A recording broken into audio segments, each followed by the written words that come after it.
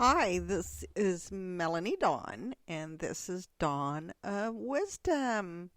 Today, I want to talk about love, giving love and receiving love. Webster's dictionary describes love. Um, Love is an intense feeling of deep affection, a warm attachment, enthusiasm, or devotion. Um, I grew up in a chaotic, fearful, uneasy, I guess you could call it a dysfunctional household. I always had fear. I was always full of anxiety. Had no idea how to love or be loved. I don't even think I understood what that was. Not sure I understood it at all. I cannot remember hearing those words, I love you. I'm sure someone told me it, but I have no memory of it. I saw love as abuse. I saw love as everything that it was not. And now I know through tons of inner child work and having my own children that the love that I felt as a child was not a healthy kind of love. I love you was foreign to me. What is love? Why do we fall in love with someone? How do we feel love? I just was clueless. I was never taught, and I just don't felt like I guess I just didn't feel that love. Love to me was like a possession, a jealousy, anger towards someone, drama. I was very confused about what love was. I had no idea what love was. I just didn't. If I was feeling angry, jealous, I must be in love. If someone was hurting me, that must be love. It was just a fucked up way of thinking. I felt this is important to say. According to the Women's Health and Gov, don't confuse abuse with love. Every relationship is different, but there's no one all people should know in a relationship. Abuse, whether physical or emotional, is sometimes confused with love, but it's not. No one has the right to hurt you, control you, or make you feel afraid, even if they say they do it because they love you. That is not love. I read an article in Psychology Today. It was interesting. I'm going to take bits and pieces from it, but you can always go in and look for it. It talks about the alarming effects of love of children and exposure to domestic violence. And this is what I confused love with. Domestic violence takes many forms, including chronic arguing, chronic yelling, uncontrolling behaviors, intimidation, threats, etc. The circumstances of domestic violence can activate a primal fear in kids and a host of other now complex and unresolved emotions. The mind develops as the brain responds to an ongoing experience. The pattern of firing off neurons is what gives rise to an attention, an emotion, and a memory. The aftermath of constant exposure can include fear of harm, fear of abandonment, excessive worrying, sadness, guilt, lying, low frustration, tolerance, emotional distancing, poor judgment, shame, fear of the future. Memories imprinted onto a child's brain in moments of stress become tainted. I was tainted with a chronic emotional volatile incidents of aggression. The brain gets fucked up. You develop painful, confused emotions with unmet needs for affection and attachment. It just gets messed up as you grow older.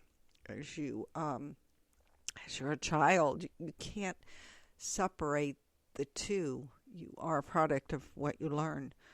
Children that experience chronic domestic violence experience insomnia, bedwetting, verbal, motor, and cognitive issues, learning difficulties, depression, anxiety, adult domestic violence, and I can go on and on because I feel like I'm describing myself. I know now that experiencing domestic violence and abuse in my life led to a lot of my destructive behavior. This is not blame, it's just facts. I believe that's all they knew. I do. I believe that everybody does the best they can. I also know that becoming aware of it has changed my life, thank goodness. Once I had children, I started to feel love.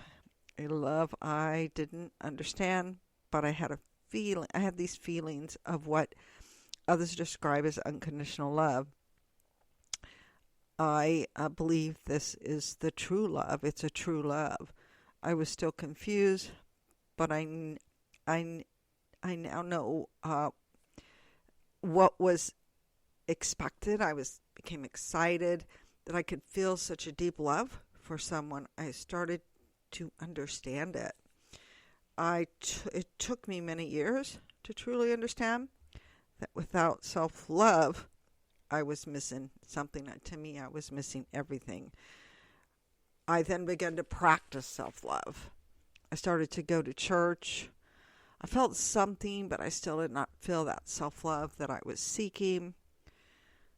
I'd always gone to therapy, but now therapy changed. I started attending groups, meeting people who experienced what I had and appreciated and listened. I was now sharing my experiences.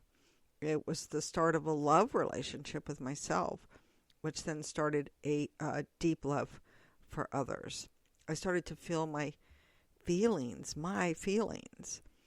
We cannot give love to someone else until we can give love to ourselves. And you hear that over and over again, but it's so true. I now practice self-love daily. I have so much love for family, friends, and even strangers I meet. My energy has changed. I feel more energy from others. My intuition is stronger. I know what love is. No matter what happens to me throughout the day, whatever I encounter, if I have self-love and I understand that, oh my gosh, it's just so much easier to love others. We can learn and practice loving ourselves. First and foremost, we need to love ourselves. We need to learn important practices to learn to love ourselves. And I want to share some of my self-love habits with you today. I read or I listen to books. I listen to podcasts. One of my favorite books is The Four Agreements by Don Miguel Ruiz, and I've read it on this podcast before. Those Four Agreements, wonderful book. It's something I go back to often. I read a lot about inner child. I do a lot of inner child work. I think is important. I listen to podcasts. Brene Brown has some great work on that. And Michelle Chalfant also, and her podcast is The Adult Chair. And it starts from the beginning. It talks about all that inner child work and going back and hugging and embracing that inner child. I make my mindset different. I make it a habit. I can always continue to improve myself, and I know that, and I'm always working on better mindset. I meditate regularly. It's not always easy. Start small, 5 to 10 minutes. Find a meditation that is either guided, which I find I like sometimes, and I can recommend. Michelle Chalfant has excellent guided meditation. Sometimes I just like to listen to music, and I go into a different zone. It's lovely. And then breathe. Always do your deep breathing. And I've done a podcast on breathing exercises that are very good. You bring the oxygen into your body, your muscles, your brain. It helps release stress and anxiety. And I can go on and on. Sleep, eating well, exercise. That's very, very important to me. Getting out and walking every day in nature and breathing in nature and walking, appreciating everything out there, the beauty, gratitude. I'm going to do a podcast next week on gratitude and feel grateful. Look at the trees and the ocean, and gosh, I feel grateful for where I live and my family. I have such a cool family, great kids, great grandkids, and I'm grateful for them. I'm just overjoyed with the gratefulness that I have for the people in my lives, the house I live in, the bed I sleep in. I feel grateful, and I practice gratitude. I try to practice it daily. Anyways, guys, I think that's enough for today. I hope it was helpful. You can always contact me on Dawn of Wisdom, Instagram or Facebook, and let's talk about love, gratitude, anything you want. I love to talk. You guys have a great, great weekend.